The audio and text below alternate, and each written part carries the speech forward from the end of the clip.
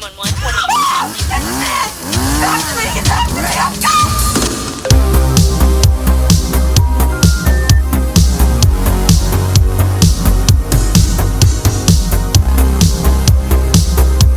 Whoa, whoa, whoa, whoa, whoa, everybody. You know what time it is. You know what time it is. You know what time it is. It's real vile time, babies. That's right. It's your main rapper behind the motherfucking trigger, Mr. Germ T. Ripper. And of course, I'm joined by my lovely co-host, the Prime Minister, the Sinister, Mr. Ruthless Chris. Say what's up to the people in real vile land, Ruthless Chris. What the shit is going on, Real Violand? What the shit indeed. And of course, we can't go anywhere without the Tower of the Hour, the Princess of Power, the one and only Killer Kelly Miller. What's up, Killer Kelly? Hey, not much. How you all doing? How are y'all doing? Exactly what I was thinking. But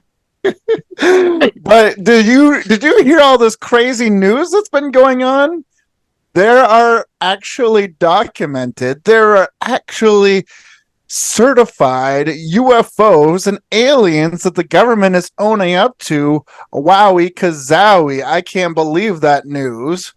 That is wild. It is so wild indeed that we're going to make this week's Real Vile episode about alien invasion movies, specifically the 2003 Sprigg Brothers zombie gorefest splatterfest Undead. Can't wait to talk about that one. But in the meantime, what have you guys been up to? Ruthless Chris, tell us a little bit about your hectic life, baby.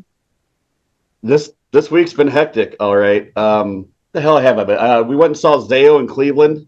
Yes, we did. That was a fun fucking time. We got some good barbecue beforehand. Took her to a weird clown establishment. Mm-hmm. The Fun House. The Fun House. The next day, I went and checked out. Remember when I told you guys about that strange wrestling promotion I went to? The cops got called on them, and they got shut down. They had another event. So Curiosity Was Killing My Cat. I went on out to that. And it was just as strange.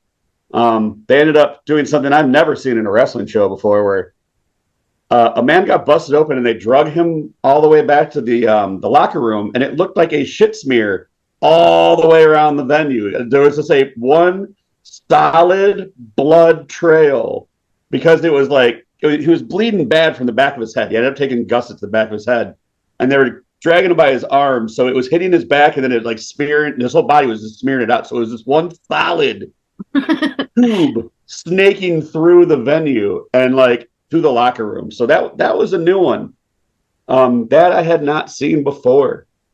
Aside from that, when you hear this a week out from King of the Kill, tickets going like crazy on that. We just released our tickets for our return to Chicago. Those that got announced today, and we're already almost out of the front row seats. So if you guys want tickets that are not GA, I would get the fuck on that ASAP. Aside from that, we did not go to get to see Krampus. Bad weather. Got stormed out. But we are going to see Back to the Future 1 and 2 at the drive-in tomorrow. So hell yeah, double feature. I'm excited for free. I love their free classic movie nights. It's always a good time. So yeah, that's everything going on here. And this is also my 40th podcast of the day, because I've been doing a bunch of wrestling interviews. So bear with me, y'all. I'm a little slap happy. Holy guacamole, 40 in one day. Sounds like a good time to me, but not podcast. We're talking about dicks, of course. Ha ha!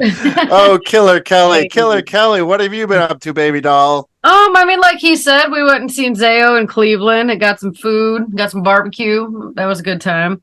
I don't know, doing the movie thing in the backyard. Trying to enjoy that as much as I can before we lose this gorgeous weather we've been having. Well, minus the rain, storms, and tornadic conditions, but hey, I like tornadoes. Other than that, just the usual, working, watching movies, doing my thing. Working, watching movies. I like it. I love it. Give me more of it. She stole roller skates this week. What'd you say? She stole some roller skates this week. She just brought brand new roller skates, and then she stole some roller skates. I'm Shame. not a thief. I don't steal.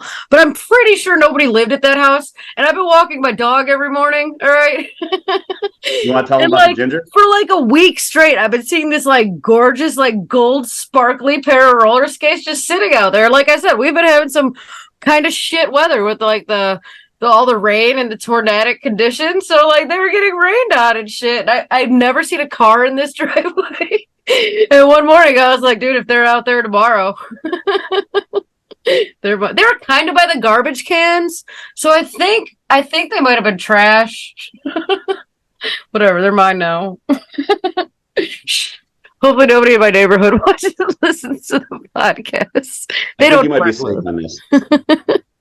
One They're person's my trash. roller skates. One person's trash is another person's treasure, and that's what we hope for around here at Real Vile, because we are trashy indeed. So hopefully somebody listens to us and they think we are treasure.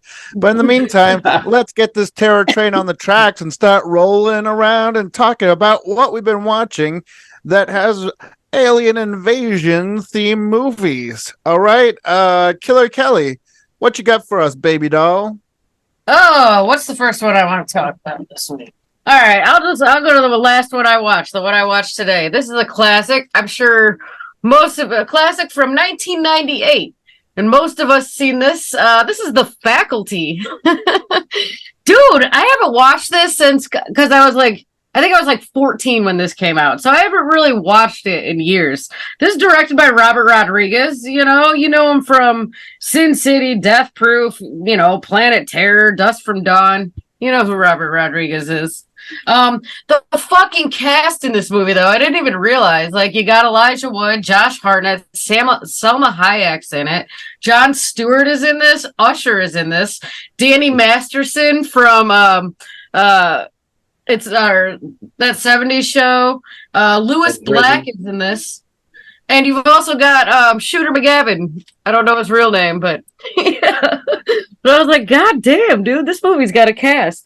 But like, I think I thoroughly enjoy this movie more nowadays than I did back then.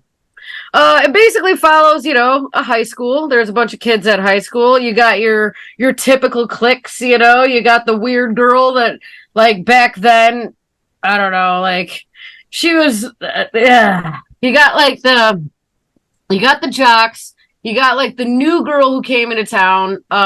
You got the drug dealer, which is Josh Hartnett, the nerd, which is Elijah Wood, So you got your basic crew. Elijah Wood finds some sort of weird little creature and takes it to like the science teacher there, and they're studying what the fuck is this thing. Meanwhile, all the teachers and the whole faculty in this place are starting to act real fucking weird. Like, just different weird. And, like, some of the students are noticing shit. Well, it turns out, like, Elijah Wood's kind of really onto him because he's, like, the nerdy, sciencey kid, And he, like, sees some shit go down where, like, Salma Hayek's the nurse. Yeah. I don't want to get too far into it. But, dude, this movie's great. Like, if you haven't seen it in years, fucking rewatch it. It's got a lot of good kills. It's a good storyline. It's basically like Invasion of the Body Snatchers, but taking place in a high school. In fact, they make a lot of Invasion of the Body Snatchers references in this movie. I don't know. The monsters are fun. Like, it's fast paced. I really enjoyed watching this one. I give it a 3.5, 4. What do you guys think? Very, very cool. Yeah, it's been a long time since I've seen The Faculty. I think it was probably the summer of 99. No, it might have been a little bit before that. But yeah, I remember watching it. I remember, like, I thought it was okay at the time. I may have to go back and revisit it because like you said, that is an amazing cast. And Robert Rodriguez is a top-notch director. Yeah, I might have to go back and revisit it because, I love the Invasion of the Pod People too.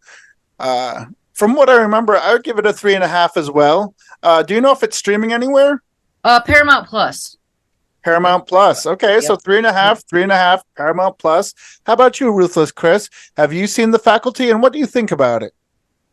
I have. I actually rewatched it recently. I think I talked about it on here at one point. I was blown away because I had not seen it. Yeah, I did. I did talk about it because I got that 4-pack with that weird movie Venom and all that other stuff we watched. Oh, But I yeah. revisited it, and yeah, I was blown away by it. I mean, it is a very small scale version of Invasion of the Body Snatchers, like just contained to a high school. But the Yeah. cast is like really superb. I mean, even the bit players are like Jon Stewart and Yeah. like yeah, Selma like Hayek. the I forget the guy's name, but the guy that was like the liquid metal Terminators, like the coach, the football coach. But Um, there's some great creature effects in there, some mhm. good gore. Whoever did Josh Hartnett's hair should be shot. Uh, Aside from that, yeah, I'd highly recommend. I'd actually give it 4. I just think it's a really fun movie. It is a really fun movie. I really like the use of the drugs in that movie. Like how he carry, Josh Hartnett's the drug dealer and he carries around the little pen. But little do they know, those things are kind of like toxic to the alien, to the creature. This is a good one. I do recommend this. I really enjoyed it. Yeah. Very, very cool. All right, guys. Well, if you haven't checked out The Faculty, it's streaming on Paramount Plus, or pick up a physical copy. Keep physical media alive.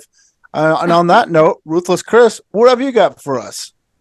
First one I'm going to talk about. I watched this on Tubi, but I believe it's also available on like Shudder and Freebie and all that. This is actually technically the first found footage movie ever made. Like everyone says it's Blair Witch Project or something like that, or Last Interview. This came out in like the mid '80s. It's called the McPherson tapes.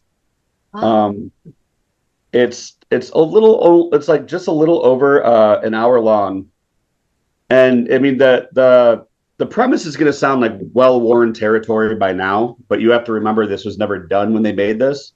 But it's a family that's having a birthday party for their niece, and they're filming it.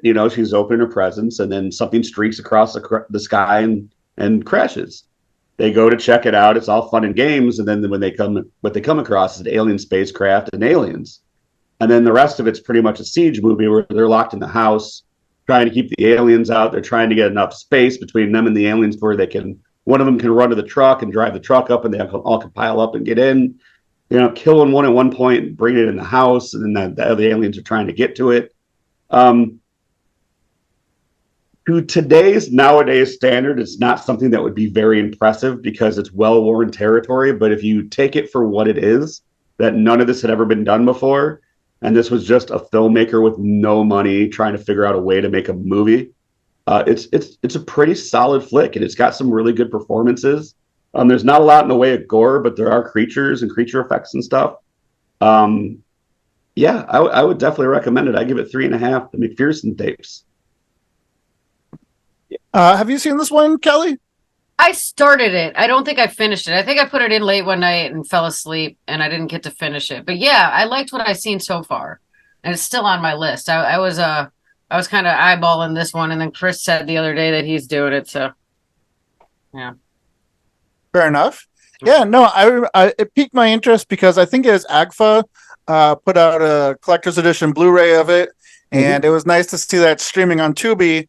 I gave it 3 stars. I don't remember too much about it. I do remember that it was better than I expected, and if I remember correctly, it kind of reminded me of Signs a little bit, and Yeah, I can see that.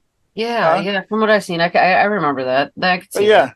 It's definitely a decent flick, and if you enjoy a found footage movie and you can appreciate it, made in 1989 before the craze started, and if you can appreciate the fact that it's a guy and his friends and family making it with no budget, then you'll enjoy the McPherson tape, 1989, and it's streaming on Tubi. And you said Shudder too, or Shudder? Yes, I watched it on Shudder. So I give it 3 stars. Chris gives it 3.5. I'd say go for it. Do your thing, baby.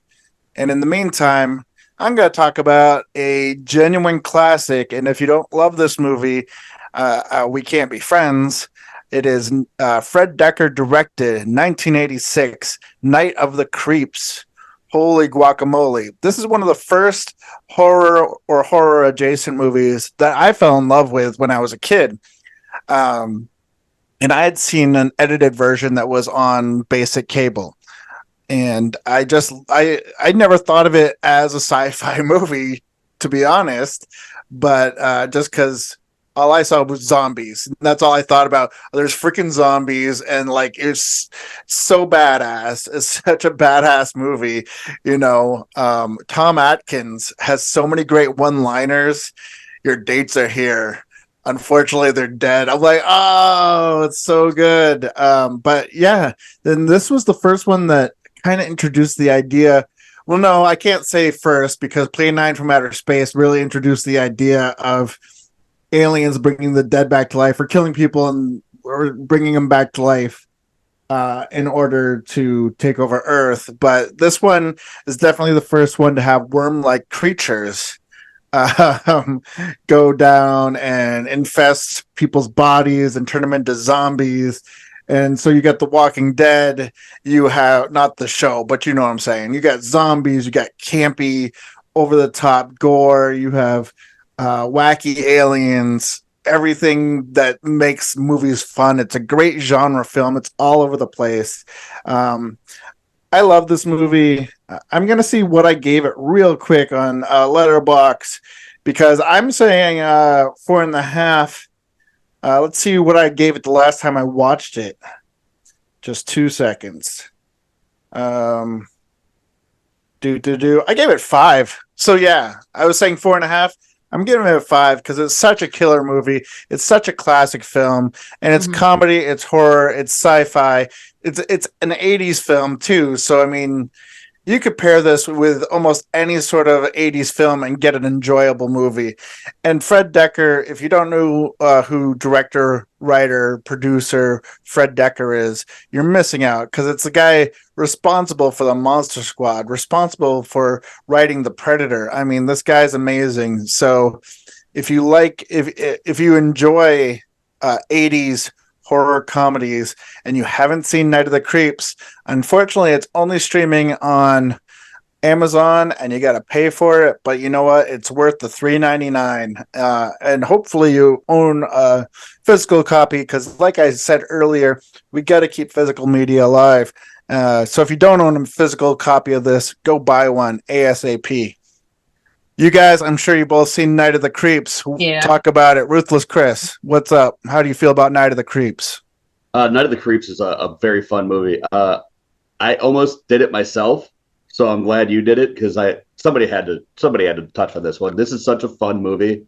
Like when I think about like what I love in a cheesy 80s movie, like this checks every single box. It doesn't take itself too seriously.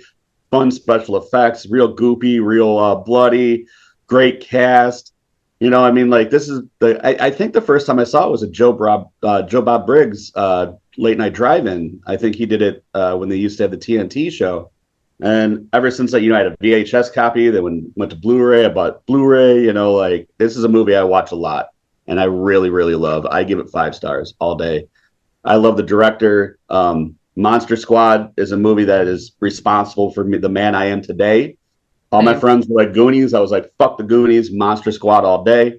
I had stole a VHS when I was 7 years old from my the video connection. I loved Monster Squad so much. So yeah, love this movie, love this director. However, his newest Predators movie, I don't know what the hell happened to that man.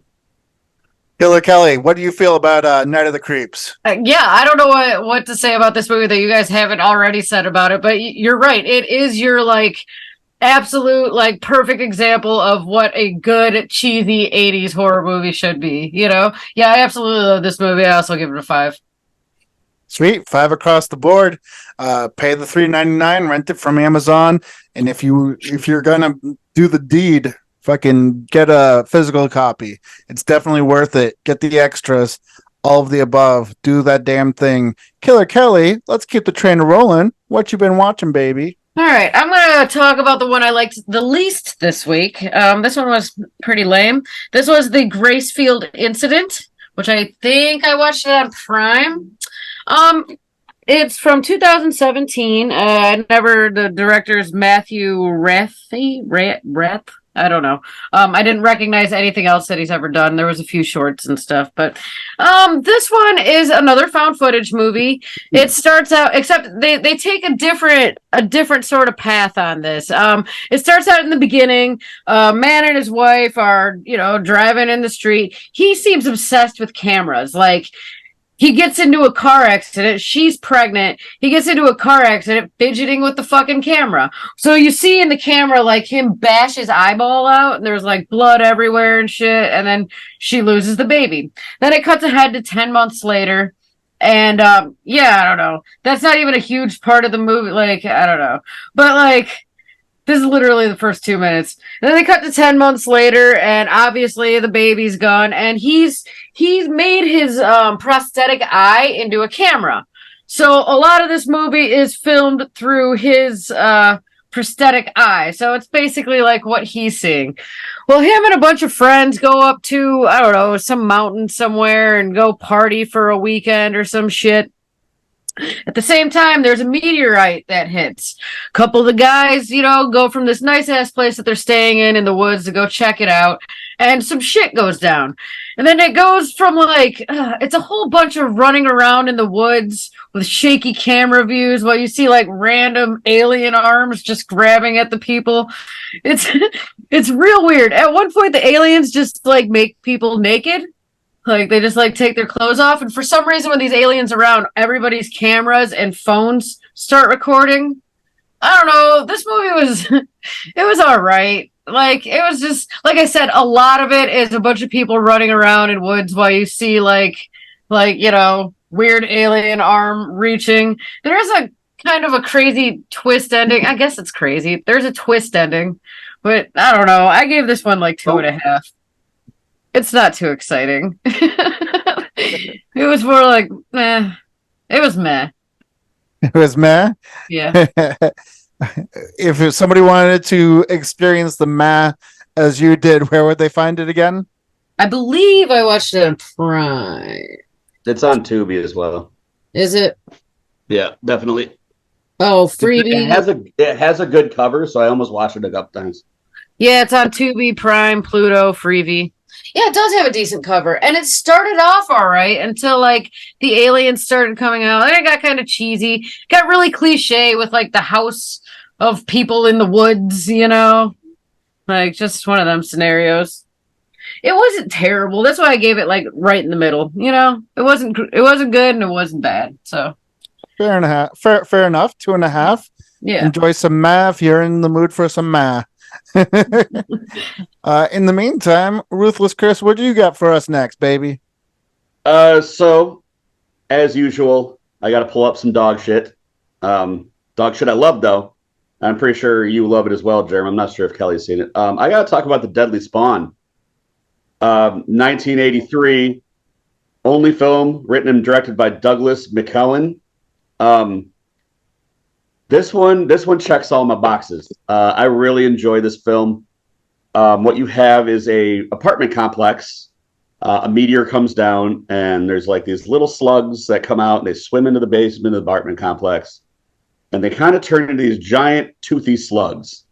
There's different versions of them. The main one gets to be like 3-headed and gets to be like 5 feet tall. There's not a whole lot of storyline in this thing. It's pretty much just eating the residents and other residents trying to stop it. It's superbly gory.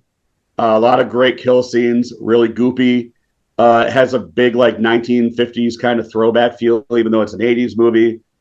I'm not sure if you can watch it anywhere. I pulled out my DVD for this one. Yeah, you can watch it on Shudder. Yeah, Shudder and Screenbox. But yeah, this is the kind of movie I really, really enjoy. I mean, it's very low budget. If that bothers you, you're going to see someone get decapitated, and then a headless mannequin, is going to get thrown out a window, and that's your decapitated person. You just got to be ready for that kind of thing. But the monsters look cool. I really like it. Deadly Spawn, highly recommend it. Shudder. How many stars would you give that bad boy, Chris? 4. And I know people are going to think I'm crazy for that, but I love it. I love my trash cinema. Kelly, have you seen The Deadly Spawn? I don't believe I have, but I was eyeballing it, looking for movies on this one. It came in my queue. I was like, You're gonna watch it. I'm gonna I make will. sure of that. We'll watch it. We'll backyard it. We'll backyard again it. Fair enough. I know that the one and only time I've seen it was on the big screen during a film festival. The director was there. I remember that I enjoyed it, but I was also drinking at the time. So remembering bits and pieces and lits and blips and boops. Yeah, what I remember I enjoyed. So I'm gonna give it 3.5. But Deadly Spawn, yeah, if you need to check it out, if you haven't checked it out, you need to check it out because it is a fun film. Um, and you said it's on Shutter and Screenbox? Yeah, I mean, this is the kind of film you watch with your buddies. This is more suitable to not watch alone, even though you'll have a good time. This is the kind of thing where you get your buddies together, you pop some corn, you guys get a little rowdy and scream at the screen, kind of thing. It's a wacky good time indeed. And speaking of wacky good times, I'm going to talk about a very wacky movie that I thoroughly enjoy. That this rewatching it recently brought back so many great memories from high school, and it is 1987 feature-length film debut by none other than the director of the Lord of the Rings trilogy. Yes, it is Bad Taste, the horror Shit. comedy sci-fi film. It is gory, it's over the top, and I love it. The population of a small town disappears and is replaced by aliens that chase human flesh for their intergalactic fast food chain. So many great one-liners, so much great gore. If you were a metal kid or a punk rocker in the 80s and you saw the cover of this of a bizarre looking weird alien flipping the bird and holding an AK-47 and you didn't rent this movie, you probably were some sort of weird reject because it like checks all the boxes. There's people putting their brains back in their head and wearing a belt to keep them in their head. I love that Peter Jackson even plays one of the aliens in this film. It's just He plays two gore. roles. Huh? He plays two roles. He's also Yeah. Derek, the salesman guy. Oh yeah. Yeah. It's pretty wild. It's pretty, if I remember correctly, I read before that it took him like 3 years to make this movie because it was just him and his buddies on the weekend running through the mountains, like throwing chicken guts at each other. But I love this, and I can't wait for. I mean, they've been teasing us with a Blu-ray release of it for seems like ever. But I remember when they did release it on DVD. Across the top in big letters it said from the director of Lord of the Rings, and they did that with this, Meet the Feebles, and Dead Alive. And I'm just like, I could just picture some suburban mom picking it up and being like, oh, little Johnny loves Lord of the Rings, I'm gonna bring this home for him. And seeing all the things that those three movies have, which is just splatter and gore and slapstick comedy and over the top ridiculousness. On a side note, on that Disney Plus show, Electric Mayhem, about the Muppet Band, the Puppets Muppet Band, Yeah. Peter Jackson makes a cameo, and in the cameo, the puppets make a reference to Meet the Feebles. They're like, Awesome. oh yeah, that's our buddy Peter Jackson. Remember that wild time when we met the Feebles? I was like, oh, it's so That's the one where I think the maker of Lord of the Rings would really screw up some kids because it does look like a Muppet. Like it's made as a Muppet movie, but it is fucked up. Yeah, it is. Yeah, that But brings me back, man. I take it from your reactions. You as well have seen Bad Taste. What do you guys think about it? Absolutely, man. I remember all those like old Peter Jackson movies growing up. Meet the Feebles was probably my favorite. Dead Alive, like his shit was bomb back then. That's like some roots. I would like to revisit Bad Taste because it has been a good maybe 15 years since I watched it. But thank you for reminding me of that. I think I am gonna go find it. Where did you say we could watch it? Well, that was the funny thing. I have a DVD copy, but I just with the Amazon Fire Stick, you can talk into it, and it'll find the movie for you. Mm-hmm. And it's not on any of the usual streaming platforms. And I don't remember the name of it, but it is streaming for free. It's like, I want to say it started with an O, but it's not even listed on IMDb as streaming anywhere. But it is. If you just talk into your Fire Stick, it'll bring it up for you. Yeah. I think it started with an O, and it's one of those free services as long as you're willing to watch commercials. I wish I wrote it down because it's not listed online. But yeah, you can definitely find it if you have a Fire Stick or some other streaming service like that. But yeah, I give it 5 stars just for all the nostalgia factor and everything that you love about Peter Jackson's films, from the slapstick comedy to the gore to the ridiculousness. It's just awesome. How about you, Chris? You've seen Bad Taste. What do you think of it? I have seen it billions of times. It was a staple of my friends and I growing up. My buddy Pat and Derek and I would watch it a lot. And his name was Derek, and the one character that Peter Jackson plays, he plays multiple characters in it. His name was Derek, and he has the scene where he's like, "I'm a Derek, and Derek's don't run." So like we would always say that to our buddy Derek all the time. Like he'd be like, "Man, I don't know about this." Be like, "You're a Derek. Derek's don't run." But like everything about this movie is, if it's not gross, it's funny. Like even the aliens themselves, like they're all wearing like suit jackets and pants, but their butt cheeks are hanging out the pants for no reason. The main character drives around in this weird Beetle that has a second story to it that has cutouts of the Beatles in it. It's a fucking weird movie. But aside from being really weird, it's actually like kind of gorgeous to look at because they filmed it in New Zealand. And there's scenes like out there in like the big mountain areas with the ocean and stuff in the background and like these like cool little vistas. And it's like, you guys shouldn't be able to afford to do this. So it's a really cool Peter Jackson movie. I mean, and as you guys were saying, all early Peter Jackson is just demented as shit in the best possible way. Between this, Meet the Feebles, and Dead Alive, he was on a hot streak of just making cult trash at the best degree. Like Dead Alive is one of my favorites of all time. True. So yeah, 5 stars. Bad Taste. Kelly, I have it on DVD. I'll bring it over. Yeah. I need a DVD player. I don't have one right now. One last trip down memory lane. I'm gonna say, I ran cross country in high school, and this was like a favorite of the cross country teams and we used it as initiation purposes for freshmen because there's a scene where all the aliens puke into a bowl and they make they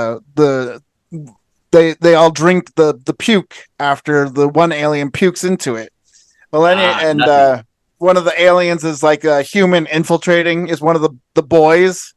And he goes back to the rest of the guys and they're like, "You won't believe what I had to do." And they're like, "Did you have to drink some chuck?" So we would take like all the leftovers, nachos and crap that we'd found in the fridge, and we'd blend it all together, and it'd look horrible, but it tastes good. So the freshmen would drink it, and they'd be like, "Oh, I drank some chuck," and we'd all have a big laugh about it because we'd all seen Bad Taste. But anyways, last trip around. Aquamarine. What's that? The Chuck was like aquamarine colored too. Yeah. Anyways, one last round of what we've been watching, and then we're gonna get on to Undead. Killer Kelly, what you been watching, baby? This was my favorite movie that I watched this week. Chris was over for this one. We were laid out trying to pick out an alien movie because I was a little behind, and we kind of went into this one blind just based on the awesome cover that it has. This is 1992 Seed People. You can find this on Tubi. It is directed by Peter Monagian. He did Demonic Toys and Dungeon Master, actually. I don't know. All right. But this takes place in Comet Valley, where the town seems to be mourning the death of somebody named Alice that they just quickly forget about. But and then you meet Tom. Tom is a geologist. He's returning to his hometown to kind of give a speech on this meteorite that's been And then this meteorite that's been like kind of like, hitting the town and shit. There's also a doctor in the town. He's a scientist, Doc Roller. Doc Roller. So Doc Roller. Tom and Doc Roller. Well, hold on, I'll get into this. Tom is staying with his ex-wife. His ex-wife's daughter is hell-bent on trying to prove that their maid is a psychic with her giant video camera. So, in 1992, fucking camcorders were giant. So she's running around trying to be sneaky with a flashlight in one hand and this big-ass camcorder, trying to catch her maid being psychic. That is part of the story. Yeah. So... Tom's out there as a geologist. Tom and Doc Roller, they're kind of investigating this meteorite, and they realize it's more of like a seed pods, and it's just like spreading seeds everywhere. The townspeople are kind of becoming real weird too. This is definitely another ripoff of Invasion of the Body Snatchers, but they kind of, they totally throw in some critters because like the creature design on this is fucking fantastic. It's so silly. It's definitely like set up as kind of a horror comedy. Don't take it too seriously. Like it's in the same feeling as like you said, Night of the Creeps, like that sort of 80s cheese that you just fucking know and love. I love this movie. I highly recommend it. I gave it a 4.5. If you like silly like Night of the Creeps style movies, fucking this it's entertaining, it's fun. You don't know where it's going. There's a lot of twists in the story. It's pleasantly surprised. 4.5, and you said the Seed People is on Tubi? Yeah. Very, very cool. Chris, what did you think about Seed People? So I watched it with her. We had the theater set up in the backyard with like projector and all that. Made some tacos. It was a fun night. I loved this fucking movie. This one, again, ticked all the boxes with me. This is a full moon feature where they're kind of hit or miss with me. But this is like by the guy who like was knocking it out of the park with Full Moon, like, like we said, Dungeon Master and the Puppet Master movies and stuff like that. This one, the whole thing just has a weird, funny vibe to it. Everything's a little off. The creature design is hilarious because like there'll be people 1 second and then they'll just morph into this thing with no legs and like arms and kind of like a roly-poly thing. There's one that flies around like a vampire bat and chews your face off. And there's go ahead. Sorry, remember the big vagina-like flower that just like I was just about to talk about the vagina flower. Get there. The way the people get infected, she was talking about the seeds, but like the seeds hit Earth and they find these like huge trees that come out of it. And there's these big, they look like sunflowers with little vagina flowers in the middle.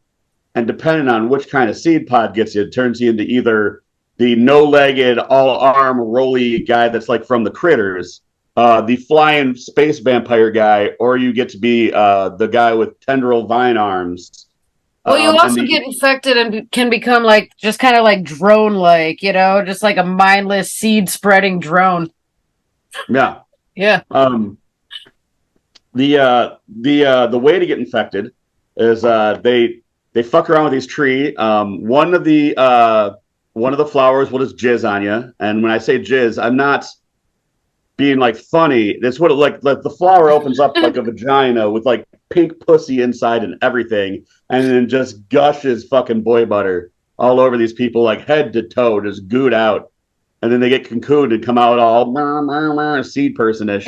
The other one shoots you with psychedelic popcorn until it like covers you. Yeah. And I think the other one was just like a spider webby kind of thing. Yeah, I think you're right. Each tree had 3 different pods, and each different pod was one of the different types of these aliens. It is definitely an Invasion of the Body Snatchers movie. It's like that meets Critters. Loved it. Not a whole lot of gore, but there's a lot of action, and the gore scenes do hit when they hit. I recommend it. I didn't give it 4.5, but I'd give it 4. Sweet, yeah. I haven't watched Seed People since it came out, and I was a wee lad at the time, so I don't remember too much about it. But everything that you've described from it kind of bring back a little bit of memories here and there and make me want to revisit it. So I can't give it a star rating, but I'm glad to hear that it's streaming on Tubi. And I love all the early full moon features. Those were some great movies, and if I saw that label on a movie, I had to watch it. So I know that I've seen it, but it's been a long time. I'll have to revisit Seed People. But in the meantime, Ruthless Chris, come on, what you got for us one last time, baby? So I gave you a deep cut with the McPherson tape, and I gave you some dog shit with the Deadly Spawn. This next one I'm going to talk about, it fucked me up as a kid. To the same way, there's always those movies when you're young that you may have seen too young, or like that really left an impression on you and just like really put a deep-seated fear in you. And like Jaws is a great example of that. Like so many people saw Jaws and then they were scared of water. Everyone that saw it was like scared of the water. This is Fire in the Sky, 1993 by Rob Lieberman. This was a larger movie. A lot of people have seen this one. It is based on supposedly a true story, where a lumberjack and his crew are there. They're late night doing their lumberjacking in the mountains, just lumberjacking it off and jacking it around. And on their way home, they see a bright light in the sky and they stop to investigate. One of them gets out and gets sucked up into the sky, and he's missing for like 9 days. And the rest of the crew, everyone's suspecting foul play. They think that they killed him, all this stuff. And then the guy just returns, and he's naked on the side of the road, and he's covered in slime, and he has no memory of what happened. And it's kind of him piecing it together and flashbacks of what had happened to him in the ship and all that. The reason I find this one is deeply disturbing as I did, it did not affect me as much when I watched it this time around. It's been a number of years as when I was young. But the scenes with the aliens and like the autopsy parts and probings, and they put like this like weird like flesh thing around to like suck them down to the ground and stuff. It's some like really haunting shit. Mm-hmm. And it's done very well. It's directed very well, acted very well. Like Gary Sinise is in this thing. There's some really high caliber actors. And it really just stuck with me, and it screwed me up as a little kid, like a little bit. Like the same way I was scared of the wall. Like I legit was the kid that was, after seeing Jaws, was like, I'd be on a pontoon boat in a 4-foot lake and like, I'm not going in that fucking water. I know what happens. So like this kind of had the same effect on me, but up there, So because of that, and it's how far it goes back with me and all that, I give it 4. It's a really very cool. Yeah, I've heard lots of great things about this movie, but I don't think I've ever seen it. What's it streaming on? It's not. You have to buy it on Amazon Prime, but I have a DVD of it, so I just watched my DVD. Fair enough. Kelly, have you seen Fire in the Sky? I have. I like that. This is one of my more favorite alien movies because it is like legit creepy. Like there's no like funniness about this one, like the other movies I've watched here today. But like this one's pretty serious, and it's yeah, it is. It's like a legit creepy vibe. It's one of those movies that you'll walk away thinking about later after you watch it. It's a good one. Fair enough. Get creeped out, watch Fire in the Sky. Mm-hmm. Get yourself a physical copy and do it to it. I've got one last movie to talk about before we get to Undead, and that is the latest from director Jordan Peele, 2022's Nope. I've recently rewatched this movie, and man, I love it more and more each time I watch this movie. So smart, so well done. If you haven't seen Nope, it's probably the least overtly political movie Jordan Peele has done. Basically, the residents of a lonely gulch in inland California bear witness to an uncanny and chilling discovery, and that discovery is an alien invasion. But it's done so poetically and so masterfully that, like, from the previews, you think, oh, maybe it's a UFO, and from this or that, like, even the first encounter when you see the aliens, you're like, oh, it's got to be that kind of movie. And you think it's going to be like E.T. because it's little guys wobbling around in the ranch. And you realize quickly that that's not the aliens. This isn't the aliens. Oh, shit, that thing is the aliens. All the characters are great. It's a very smart movie.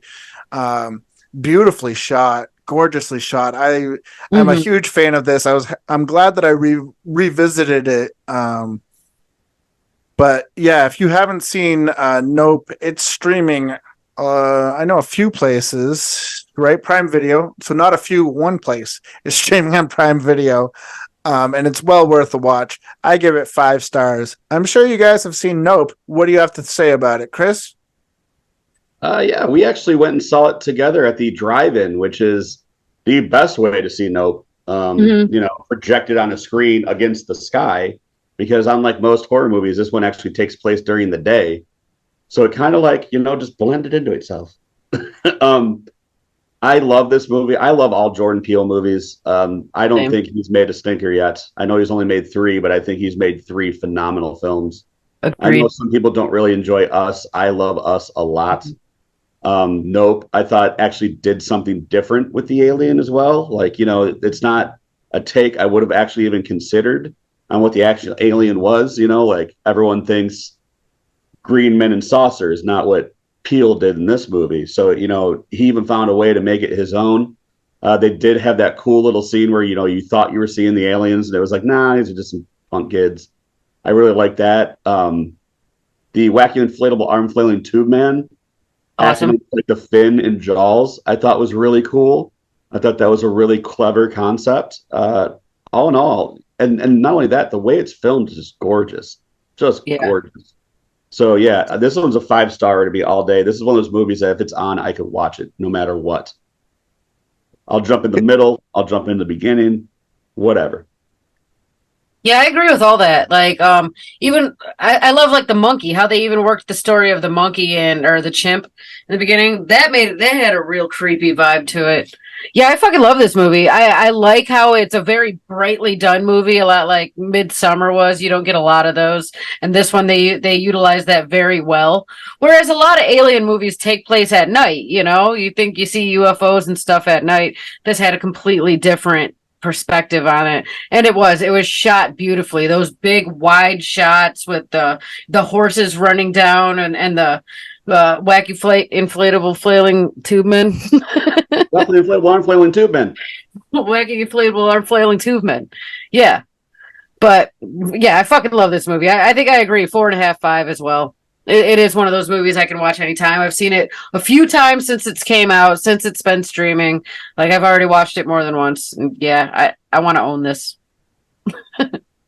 I always love seeing like ideas subverted, and how this is not overtly political like Us and especially Get Out, but it's definitely got a social aspect in that Mhm. it's more of a comment on social media and everybody's watching everybody, and the TMZ guy, aren't you going to videotape this? Take my picture before I I love that dude. die. It's everything's very smart, and I love that when we discover who and what the alien is, it's very Lovecraftian. Mhm. Yeah, 5 stars all day long. If you haven't seen Nope, watch Nope as soon as possible. And Everybody's I giving it love 4.5, 5 stars. 5 stars. Yeah, yeah. I don't even know why I said 4. If I gave fucking Seed People 4.5, then I gotta give this one 5. I don't know the name of the actor, but I love that they brought this actor back because I haven't seen him in anything. The guy that was the villain in The Crow with the deep grumbly voice who played the director that just had to get the last shot. I can't remember the actor's name off the top of my head, but I've always enjoyed him in anything I saw him in, and it feels like it's been like a decade since I saw him in anything. So I was really happy to see him pop up in this thing too. He's one of those actors that I just really enjoy no matter what he's doing. Yeah, Michael Wincott. Yeah. Yes, Michael Wincott. Yes. Besides The Crow, he's also in Strange Days, Robin Hood, Prince of Thieves, Three Musketeers. Amazing character actor that kind of gets lost in the mix. And when you see him pop up in a movie, it's like, oh shit, it's that guy. I love that too. It always makes me pop when you see a character actor, especially this guy, because he's Yeah. Yeah. he will chew up the scenery, and he really every cast member though in this film, it's an amazing cast, amazing film, and unlike the first 2 movies I talked about, Night of the Creeps and Bad Taste, this has some humor in it, but it's more of a mature humor, whereas those are Yeah. more of a slapsticky, over the top humor. This is more of a subtle adult humor, and I appreciate that. Kind of a dark humor too. But if you love Jordan Peele and you haven't seen Nope, make sure you see Nope as soon as possible because it's brilliant. In the meantime, let's take a trip to Spoiler Town, Spoiler Town, Spoiler Town. And we are going to be talking about 2003 Sprague Brothers Australian zombie alien gross out amazing film Undead. And now for our feature presentation.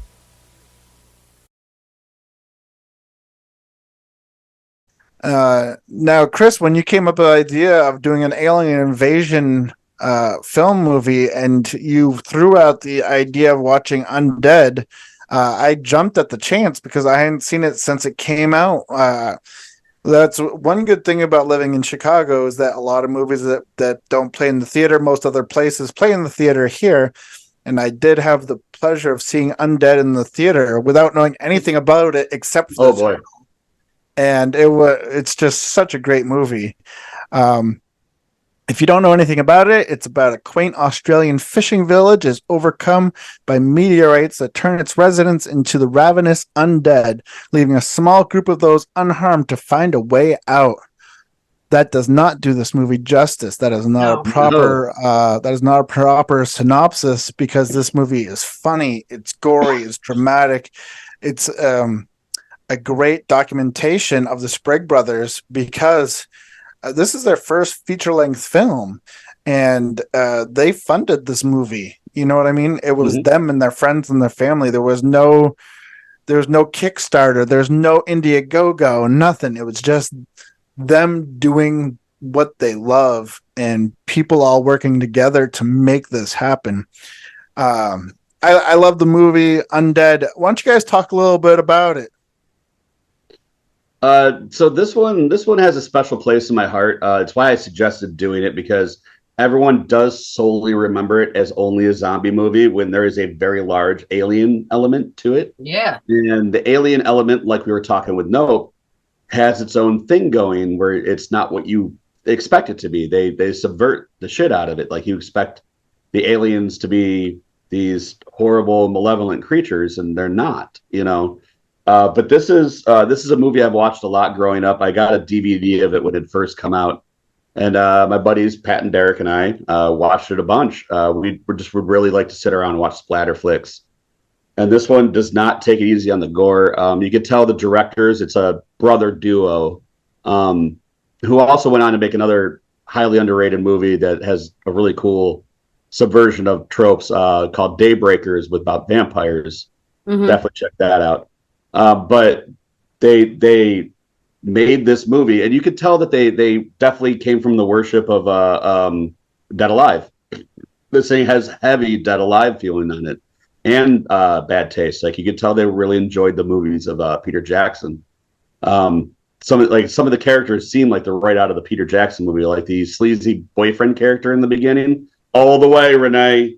Yeah, all the way, Renee. Yeah. Like. I'm just chewing the gum, all obnoxious. Sally. But for how low budget it is, and you can see all the seams on it. This is one of the ones where when the CGI rolls in, it's CGI and all that, but there's a lot of fucking heart to it.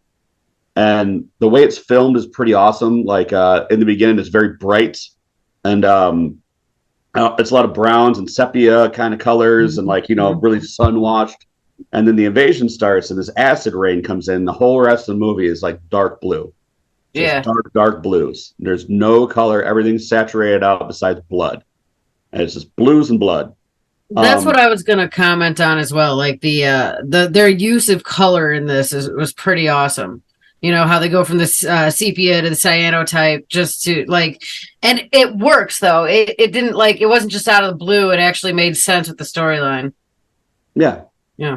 And I mean, on paper, this is a normal zombie movie until you get to the alien factor because it's a ragtag group of people just trying to survive zombies, figuring out you got to shoot them in the head, and you got the one crazy guy who's got his little bunker and all that. They did do the fun trope of what's better than one shotgun? Let's strap 3 together. And then by the end, it's, let's strap 4 together.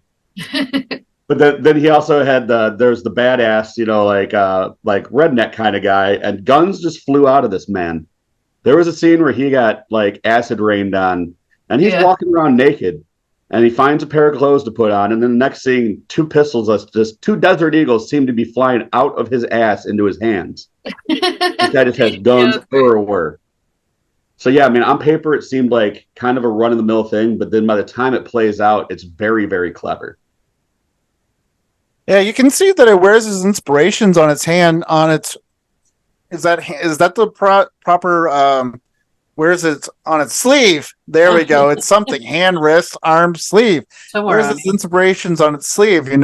Everything from the concept, like I said earlier, of Plan 9 from outer space, bringing the dead back to life, to Evil Dead. It's definitely heavily influenced on Evil Dead. Mm-hmm. Everything from a cabin in the woods to the shotgun to the quick takes and the close-ups of people's faces, the gore, of course, and just how DIY the film is. It's early Peter Jackson. It's early Sam Raimi. It's just I was happy to revisit this film.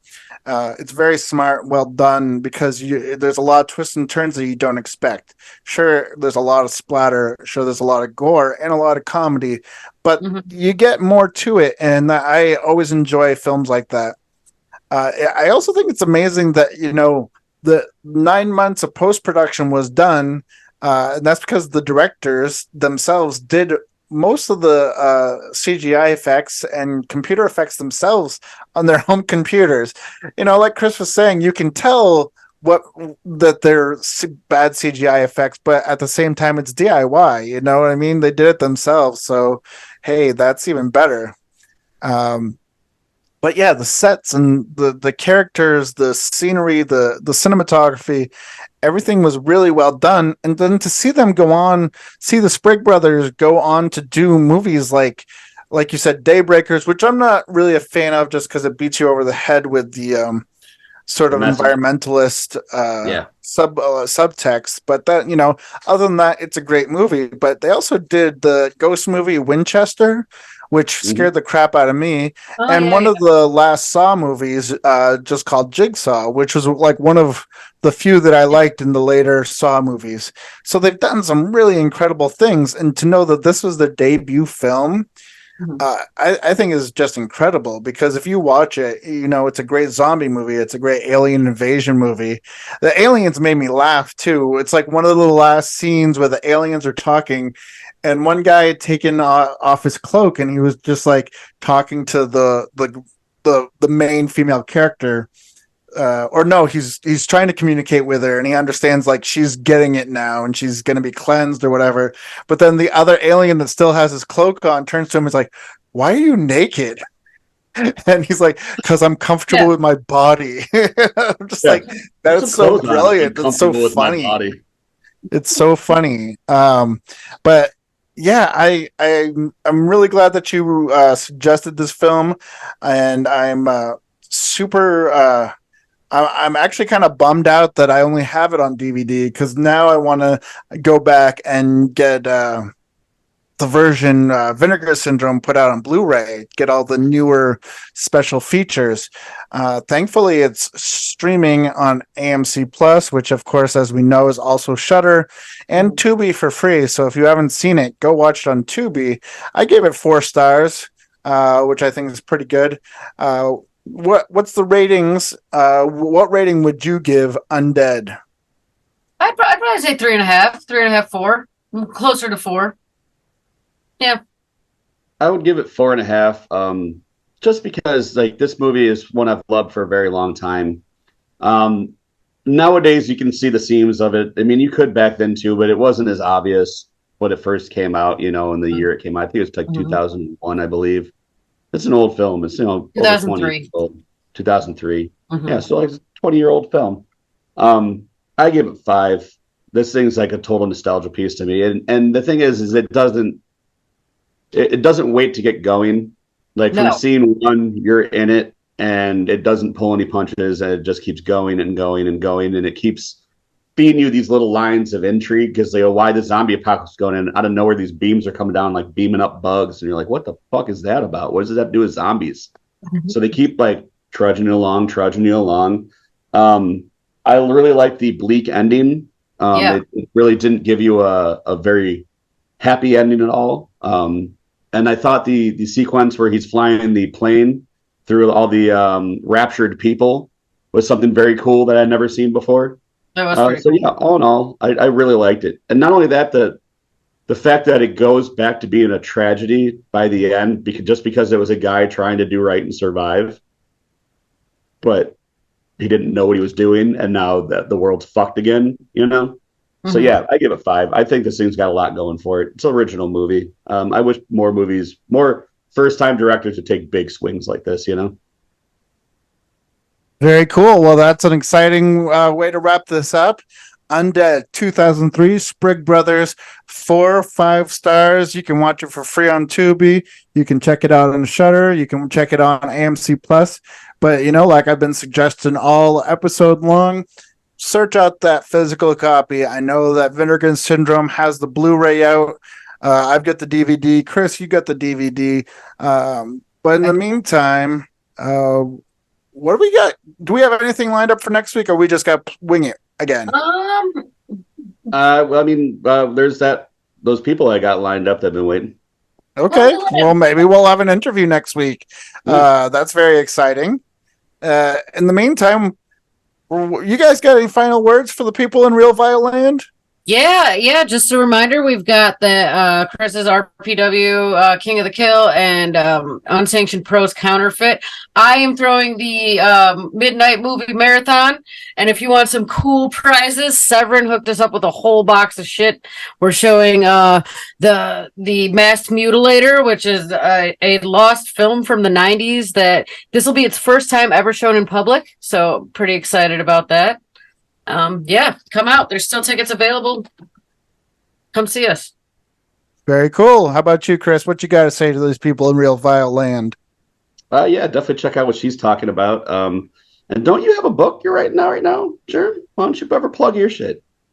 No, I mean, it's still in the works. I have one last short story I need to finish ASAP. I kind of had writer's block for a few months, but it's going to be a compilation of all my short stories I've written throughout the years for St. Rooster Books. A lot of them are punk rock influenced. A lot of them are queer. Some of them are queer and punk rock influenced. A lot of blood, a lot of cum, and a lot of fun. Can't wait to read it. Yeah. So I'm excited about that. And there's always a little connective tissue between stories. So you might be like, could be obvious, like a character, could be a place, could be something as small as a couch, that I make reference to one story and it's in another story. But I'm wrapping this up. I'm going to wrap up the anthology with something that's been really hard for me to wrap my mind around, where it's going to be very meta, where the author of the story is going to be talking to the audience, kind of never-ending story-ish. So Maybe that's why it's been so hard to get going. But anyways, that's a little bit about what I've been working on. And the anthology, when it finally comes out, will be called The Lilac Retribution Theory, because lilacs have been one of the connective tissues throughout a bunch of the stories. Retribution, revenge has been another hot topic throughout many of the stories. One of the main ones was actually one based on deathmatch wrestling, where the main characters were based on Hoodfoot and Casanova Valentine. Nice. So, and it was one where I was inspired by Ramones songs. So it's called Road to Ruin, but the original title was KKK Took My Baby Away. And it's about these 2 black teenagers that go to a wrestling show and they got to fight their way out. And 2 deathmatch wrestlers die trying to help them. So one of the teenagers he is like a mad scientist, and he brings them back to life as one giant killer wrestler, and he has to fight the other killer wrestler that the Nazi guy had created in his shack. Yeah, it's a wild biker zombie deathmatch exploitation story. But there's a lot of stories in this that go all over the map from folk horror and back. But anyways, yeah, thank you for like getting me lost in the sauce there, baby. But can't wait to get back to everybody in Real Vile Land. Looking forward to RPW and ICW No Holds Barred coming back to Chicago. Lots of great things in the works. We're always doing big things over here in Real Vile Land. And I'm going to kick this off. I'm going to put a lid on it. I'm going to slap it shut and say, keep it creepy, keep it spooky. God bless America, and send nudes. Out.